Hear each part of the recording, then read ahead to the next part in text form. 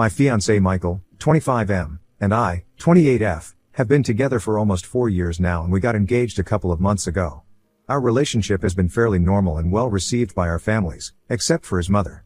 Even while we were dating, and he had introduced me to his family, I had understood that even if the rest of the family approved of me, it wouldn't matter to her because she did not like me and she had made up her mind about it.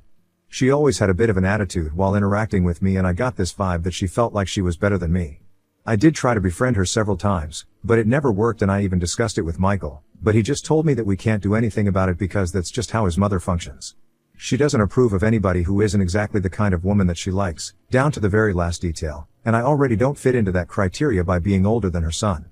Even if it's just 3 years, she thinks that it makes a huge difference and that it's weird for me to be dating him. On top of that, she doesn't think that I'm a good fit for the family either because I don't come from a wealthy family myself, as they do. Michael's family owns a catering and event management business, perhaps one of the biggest and most well-known ones in the city, that had been started by his grandparents, and now he's going to inherit the business once his parents retire. But I don't really care about that. I didn't even know that he came from a family like this when I first started dating him. It honestly doesn't make any difference to me what kind of money he makes because I'm an independent woman and have been working since I was 18, trying to make sure that I wouldn't have to rely on anyone for money, so I take pride in that. Both my parents have had pretty normal jobs and are really ordinary people.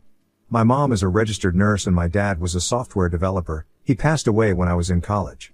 But they had raised me to the best of their abilities, and when I found out that Michael's mom suspected me of being a gold digger, I found that quite offensive because I tried my best to keep our expenses equal while Michael and I were dating. It was very clear that she looked down on me for reasons that were really petty and mean, so after some time, I stopped putting in an effort to get her to me because I knew that would be pointless. Michael did fight for me, but he had to also stay on good terms with both his parents since his mother also played an active role in the business, and it would get really awkward for him at work to constantly be picking fights with his mom, and I understood that. However, after something that happened recently, he has completely cut his mother out of his life, and even though they do see each other at work, he tries not to interact with her, and I'm the one being held responsible for this, even though I don't understand how I'm supposed to be fixing any of this. So like I said, Michael and I got engaged about 4 months ago, and on the night of our engagement, something really weird happened. His mom took me aside a few minutes after he had proposed, and I had accepted. She told me that she wanted to apologize to me for everything that had happened before this, the way she had treated me badly, and for suspecting me of having anything but the best intentions at heart. She sounded really sincere, and I was also pretty happy that night, so I accepted her apology and we decided that we were going to start afresh. After all, her son and I were going to start a new chapter of our lives soon enough, so why not give her a chance as well? Ever since Michael and I got engaged, his mother had been exceptionally nice to me and had even been taking a keen interest in wedding planning. In fact, she had pretty much taken over the process, along with us, which was a bit inconvenient because what Michael and I really wanted was a small-scale, intimate, and cutesy kind of wedding. I wanted that for myself because I'm a bit of an introvert and massive celebrations are really not my thing. Michael, well, that's pretty much his job, so he didn't want his wedding planning to feel like work to him. So both of us had agreed upon the fact that we wanted a small wedding, but once his mother started getting involved, things started changing because she wanted a huge wedding for us. She insisted that we could always have a small ceremony for us and our families privately later on, but she insisted that she wanted to throw a grand and lavish wedding for her only child. So she pretty much played an active role in the wedding planning, and it was quite exhausting because whatever she suggested, we really didn't want that, so it was difficult for us to come to a common ground. Michael got into frequent arguments with her while planning because he just wanted everything to be scaled down and she wasn't ready for that, and I ended up playing the mediator in the situation because I had just started getting along with his mother. I didn't want to ruin it, even though I didn't agree with her either. That's how it had been going for the past couple of months, and it felt like the wedding that we had wanted, that was quite far from us at this point.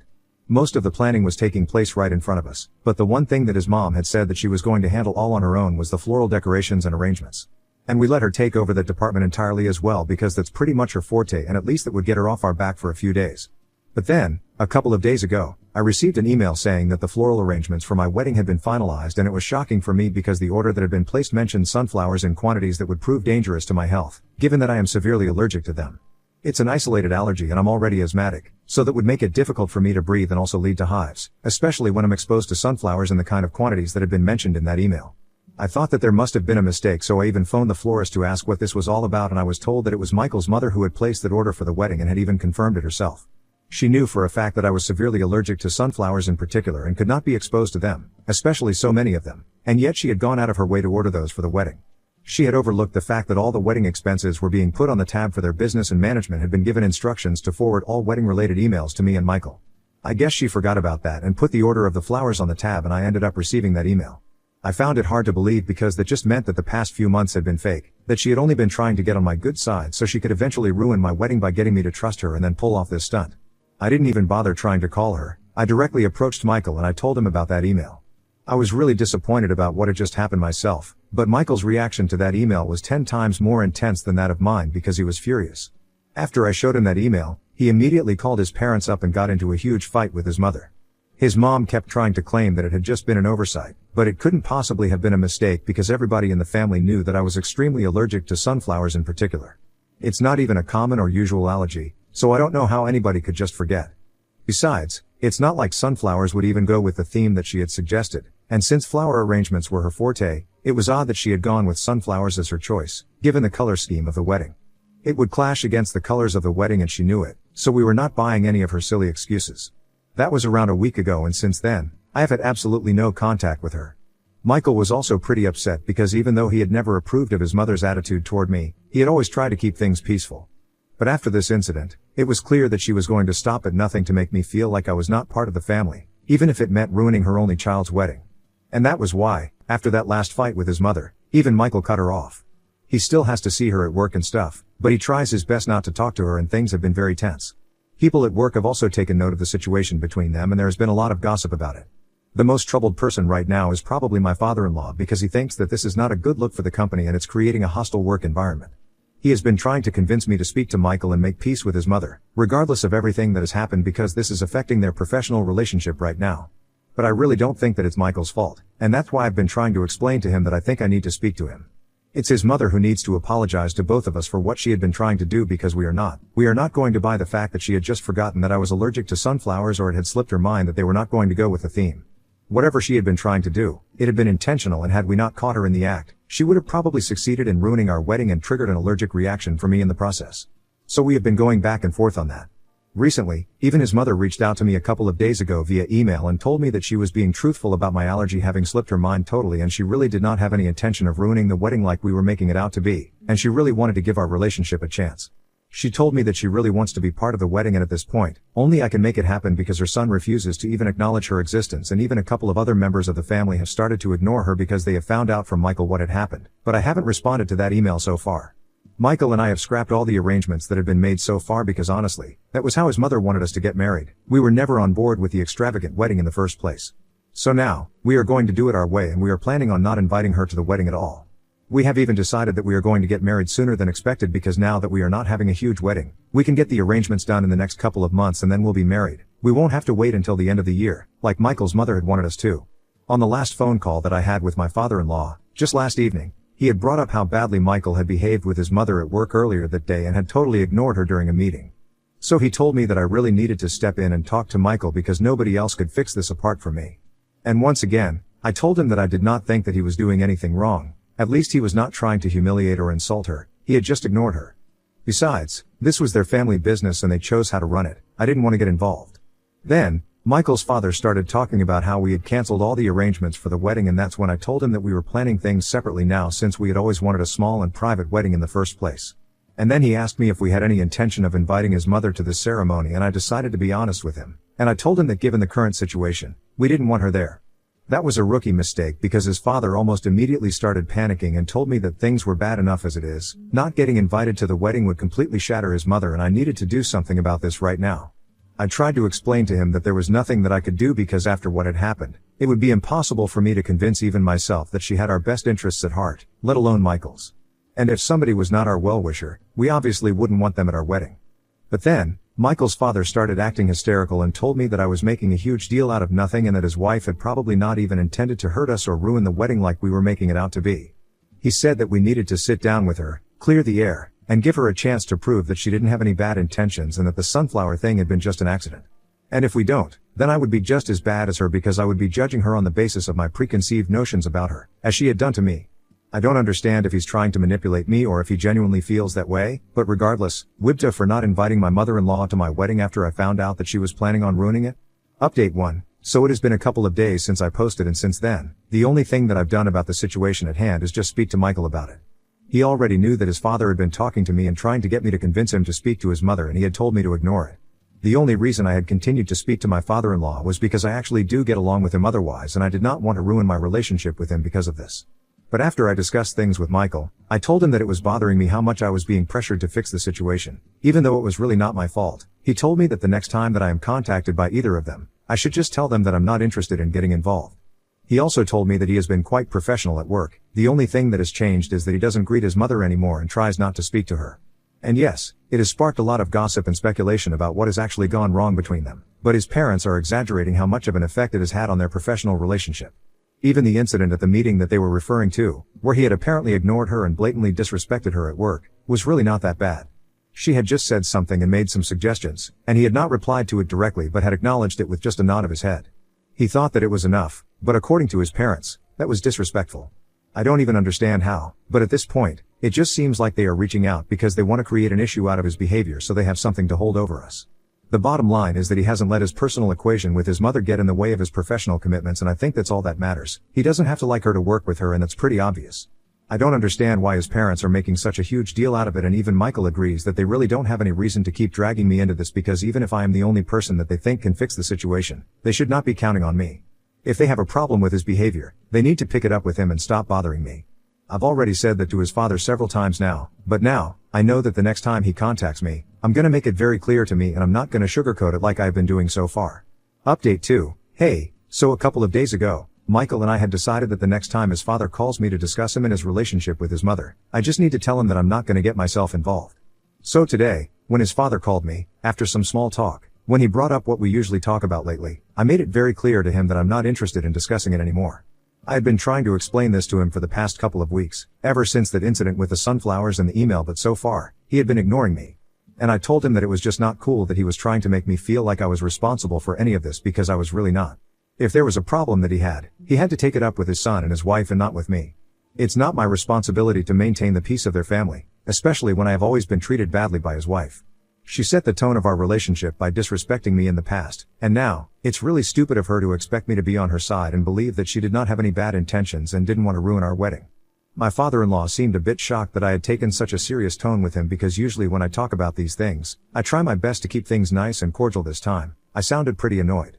However, I'm thankful that he seemed to understand that I was done with this discussion, and he told me that he had only been trying to talk to me about this because at the moment, neither his own son nor his wife were in a state to communicate anymore, and he thought that I could do something about it by talking to Michael. He said that he himself had been trying, but every time that he tried to bring it up with Michael, the discussion ended as soon as it began because Michael would just leave or hang up or whatever. And trying to speak to his wife about it was pointless, because ever since Michael had stopped speaking to her after that fight, she had been devastated and she really wanted to talk to him, but she had been cut off from everywhere. She was in a very fragile emotional state currently, and just kept insisting that she did not have any intentions of ruining our wedding. But of course, we didn't believe that, and I still don't, to be honest. Crying about it is not going to change the facts, and I'm gonna stand by that. I do feel bad about the fact that she has been breaking down about it ever since Michael cut her off, but I really don't think that I should feel responsible or guilty about it, because I did not create this situation. I might have even believed that it was an accident had she not treated me terribly in the past, so even if I wanted to, I really can't help but doubt her. Anyway, my father-in-law told me that he could understand why I was not inclined to believe Michael's mother about her intentions, or why I didn't even want to get involved in the first place, so he promised me that he was not going to push it anymore with me. He even apologized for bringing it up over and over again in the past couple of weeks. He just told me that he was worried about the future of their professional relationship and also their personal relationship, since things had really taken a hit. A lot of relatives so close to Michael are not speaking to his mother anymore and have even blocked her on social media and stuff, so it's pretty serious. But that's just the tip of the iceberg. She mostly just cares about the fact that her own son doesn't want to speak to her anymore and thinks so badly of her that he actually believes that she would do something so dangerous and crazy on purpose to ruin his wedding. I felt really bad for Michael's father at that moment, because I'm sure it couldn't have been easy for him to try and balance all of this for the past couple of weeks. But then again, not my circus, not my monkeys. So I told him that I could totally understand where he was coming from, and I really appreciated the fact that he was trying so hard to hold his family together. It just showed how dedicated he was as a family man, and that was really appreciable. However, the only thing that I could talk to Michael about was his professional life and trying to make sure that he kept things all dignified and cordial at work. That was the only thing that I was comfortable talking to him about. Everything else he would have to come to a conclusion about on his own. That seemed to pacify his father, and then we ended up disconnecting on a good note. It was a conversation that desperately needed to be had, and I'm glad that we had it. I've also spoken to Michael about his father's concerns regarding the work environment, and he has told me that he is going to make sure he takes care to be respectful and cordial with his mother at work, at the very least. And I do agree that we shouldn't let our personal differences affect our working relationships, so I think that's pretty valid. But apart from that, I'm staying out of this and I'm glad that my father-in-law respects that. Update 3. So today, Michael's mother decided to visit us. It's been close to a month since we stopped speaking to her and I really wasn't expecting her to show up, but I decided to invite her in and be polite to her when she did ring the bell. We did not speak and waited for Michael to come to the living room and then, she started talking. She looked very upset and exhausted, and that was part of the reason why I'd let her in instead of telling her to stay out because I didn't want to be disrespectful or petty. Once she started talking, she apologized to both of us and told us that she did not have any intention of ruining the wedding like we believed she did, but she could understand where it was coming from because it wasn't like she had been nice to me in the past. So of course, we would be inclined to believe the worst of her and she no longer wanted us to feel responsible for that. She realized that in spite of having reached out to us on several occasions so far, the one thing that she hadn't done was try to reach out to us in person and apologize for whatever had happened. So she was here and she didn't think that we would just forgive her in one day, but it was worth a try. She explained to me that the thing with the sunflowers had genuinely been an accident and she had thought that the flowers would add a pop of color to the wedding, which is why she had placed that order without thinking it through. While she was speaking, Michael and I said nothing, and when she went silent for a couple of minutes after apologizing, Michael told her that he needed some time to think about it before he could decide whether he wanted to forgive her or not, but whether she would be invited to the wedding or not, that is up to me. So I told her the same thing. I also needed some time to think about whether I wanted her at the wedding or not because things have gone really sour in the recent past. His mother did not say anything much after that. She just said that she understood, and then she got up and left after saying goodbye to both of us and wishing us the best for the future, even if she was not invited to the wedding. It was quite sad, but at least she had apologized and that was still an improvement from the situation that we were in for the past couple of weeks. As for the question of whether she is going to be invited to the wedding or not, there are still a couple of months to go, so let's just see what happens. Update 4. So Michael and I got married a couple of days ago and it was beautiful. We had just the kind of wedding that we had initially wanted, a small and private affair but still beautifully done. Now that we are husband and wife, we are so excited to start a new chapter as a couple and we are also really happy that we were able to put an end to all the drama. I know you guys must be wondering whether my mother-in-law had been invited or not, and for worse, she was there. We had asked her to give us some time a couple of months ago when she approached us to ask for forgiveness and she had done exactly that. She had stopped bothering us constantly and even at work, she would try her best to keep things professional and not get oversensitive about things. If she had to say anything to us, she would get her husband to contact me or Michael and that's how we would communicate. Mostly it was just her reminding us that she was still very sorry, and she wished us all the best. Gradually, we started warming up to her and eventually, when we finally sent out the wedding invite, we decided to invite her as well. I still don't know and I don't think I'll ever be sure if the sunflower incident was actually a mistake or if it had been done on purpose, but now that we were starting a new chapter, Michael and I wanted to leave all of this petty drama in the past. When she found out that she had been invited, she called us up crying and told us that she was really grateful that we had decided to do this and promised us that she would never let us down again and make up for all the mistakes that she had made in the past. And she did exactly that because she personally curated a beautiful bridal bouquet for me and even arranged for a stunning corsage for Michael. She told us that it wasn't much, but it was just her trying to apologize to us and make up for everything. There was no trouble at the wedding, it went really smoothly and she and my father-in-law even delivered a wonderful speech in our honor. It could have gone wrong, I do agree with that, but it didn't and that's what matters. Overall, I'm really glad that I decided to give her a chance because it turned out to be a good decision. I wouldn't say that everything has gone back to normal, but who knows, slowly and surely it probably will. But for now, Michael and I only care about leaving for our honeymoon and that's what we are looking forward to at the moment. Ha!